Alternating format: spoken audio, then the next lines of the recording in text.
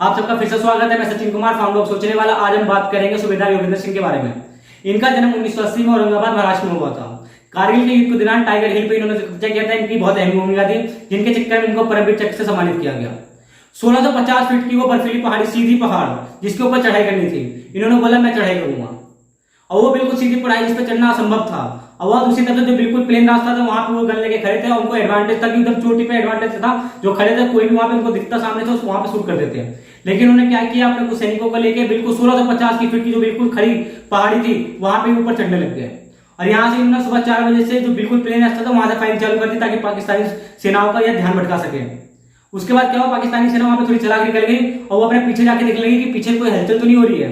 अब पीछे जाके देखा तो वो सूबेदार योगेंद्र सिंह अपने सैनिकों के साथ ऊपर चढ़ रहे थे। मात्र 60 फीट रह गया था, जितने में उन्होंने वहां से फायरिंग चालू कर दी और सूबेदार योगेंद्र सिंह की 3 गोलियां लग गई कंधों में। लेकिन वो वहां रुके नहीं, वो धीरे धीरे धीरे धीरे रात भर चढ़ते रहे। हर कोई रात में जो जागे वो आशिक नहीं होता, वो सेना का जवान भी होता है। और वो चढ़ते चढ़ते चढ़ते रात में वो बिल्कुल टाइगर हिल पे चढ़ गए। वहां पे उन्होंने पहला बम मारा, जो उनका पहला बंकर उड़ाया, दूसरा बम मारा जिसमें उन्होंने दूसरा बंकर उड़ाया। और वहां पे जाके इनके पीछे से सेना का सपोर्ट मिल गया, जिससे वो वहां पे एकदम आमने सामने फाइट होने लग गई। इनको 16 गोलियां लगी। उसके बाद भी ये क्या कहते हैं, अगर आज मैं दुश्मन को मारने से पहले अगर मुझे मौत भी आ गई तो मैं मौत को भी मौत के घाट उतार दूंगा। ये जज्बा कहां से आता है, क्योंकि उनको पता है कि सामने वाला दुश्मन है। वो दुश्मन के नजर से नहीं, उनको पता है कि उनके पीछे पूरा देश खड़ा है, जिसके लिए उनको उनसे लड़ना पड़ेगा। इतना बड़ा हौसला ये सिर्फ कहां से आ सकता है, ये सिर्फ इंडियन आर्मी के पास आ सकता है। हम बात करते हैं यूएन कार्डो के बारे में। उससे पहले बता दूं, जो लक्ष्य मूवी आपने देखी थी ऋतिक रोशन की, वो भी सूबेदार योगेंद्र सिंह के बारे में बनी हुई है। जिसको आप देखते हैं कि ऋतिक रोशन क्या दर्शाते हैं कि वो अकेले वो हिल जो टाइगर हिल है उस पर चढ़ते हैं और 1650 फीट की जो बिल्कुल बर्फीली सीधी पहाड़ी है उस पर जाके उनका दुश्मन का कब्जा करते हैं। अगर कारगिल युद्ध में अगर वो टाइगर हिल कब्जा नहीं हुआ होता तो हम शायद वो युद्ध हार चुके होते हैं। दूसरी मैं कहानी बताता हूं यान कार्डो के बारे में। ये उस टाइम कारगिल युद्ध के दौरान मेजर थे। एक टाइम पहाड़ पे जा रहे थे, उनका लैंडमाइन के ऊपर पांव आ गया और उनका पांव मतलब बम ब्लास्ट हो गया, उनका पांव वहां पे पूरा घायल हो गया। उनके जो जूनियर डॉक्टर थे वो उनका इलाज नहीं कर पा रहे थे। उन्होंने क्या करा, गोरखा रेजिमेंट का था, उन्होंने अपनी खुरगी उठाई और अपना उसी टाइम पांव काट दिया। और वो सब देखते रह गए कि जो उनके जूनियर डॉक्टर थे वो एकदम घबरा रहे थे क्या करें। उन्होंने उसी टाइम अपना पांव काटा और उस टाइम उनका इलाज हुआ, उनको जाके मेडिकल में अच्छी ट्रीटमेंट मिली, उनको लकड़ी का एक नया पांव लगाया गया। उनके सीनियर अफसरों ने उनको क्या बोला कि अब तुम इस आर्मी के लायक नहीं हो, हम तुम्हें प्रमोट नहीं कर सकते हैं।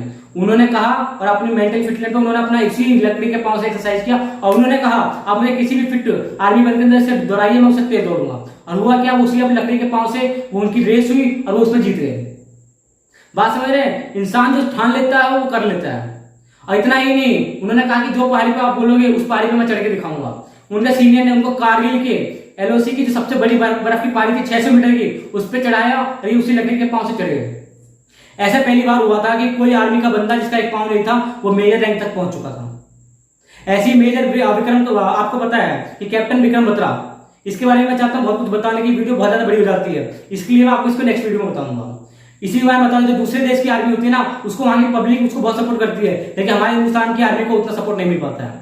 फ्रांस की आर्मी को पता है 11 तारीख 11वां महीना 11:11 पे हर कोई वहां पे उनके शहीदों को जवान जो द्वितीय विश्व युद्ध के दौरान शहीद हुए थे उनको वहां पे श्रद्धांजलि देने के लिए तैयार हो जाता है। और वही अमेरिका में एक कल्चर बनाया गया है कि वहां पे जितनी भी आर्मी की कवर है वहां पर हर एक बंदा उसको अडेप्ट करता है, उसकी देखभाल करता है। इससे उन सबको प्रोत्साहन मिलता है और आर्मी को हौसला बुलंद रहता है। लेकिन हमारे हिंदुस्तान में आपको पता है कि क्या होता है, कश्मीर का आप देख लीजिए, वहां पे क्या होता था, पहले हमारे आर्मी के जवानों को पत्थर फेंका जाता था। इसलिए जहां आपको आर्मी के जवान मिले वहां उनको जितनी हो सके उनकी कदर करनी चाहिए। और एक और बात बता दूं, जो हमारा नॉर्थ कोरिया है किम जोंग, उसको आपको पता है तानाशाह, उसने 65 लाख की फौज खड़ी कर रखी है। काम उसके सिर्फ 10 लाख फौज करते हैं, लेकिन उसने 55 लाख की पीछे तैयारी कर रखी कि कभी जरूरत पड़ेगी तो उनको लेके वो अपनी आर्मी में आएंगे और उसको तैयार करेंगे। इसलिए अपने देश के जवानों को, आपको पता है पॉलिटिशियन क्या कर रहे हैं, वो पॉलिटिशियन लीडर की तो बड़ी बड़ी मूर्ति बनाते हैं और वहीं यहाँ पे जो हमारे देश के जो जवान है उसकी कोई छोटी सी मूर्ति बना देता है किसी गांव कब्जे में कोने में, जिसमें वहां पे कोई पक्षी आता है मलबूत तैयार करता चला जाता है।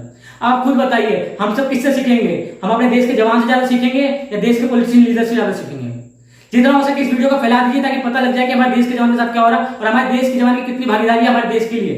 क्योंकि हमारे देश के जवान को अगर हम आगे नहीं करेंगे तो कौन हमारे देश को आगे ले जाएगा? ये पॉलिटिशियन लीडर जो जातिवाद के लिए आपस में लड़ते मरते रहते हैं और हमारे देश के जवान को जिस लेवल के लिए उनको सम्मान देना चाहिए था उतना सम्मान नहीं मिल पाता है। आप खुद देखिए ना, बड़ी बड़ी मूर्ति जो पॉलिटिशियन लीडर के लिए बनाने में क्या जरूरी है आज के टाइम पे? अगर वही मूर्ति हमारे देश के जवानों के लिए बनी होती तो हमारा देश कितना आगे होता, हर कोई जवान की इतनी तारीफ करता।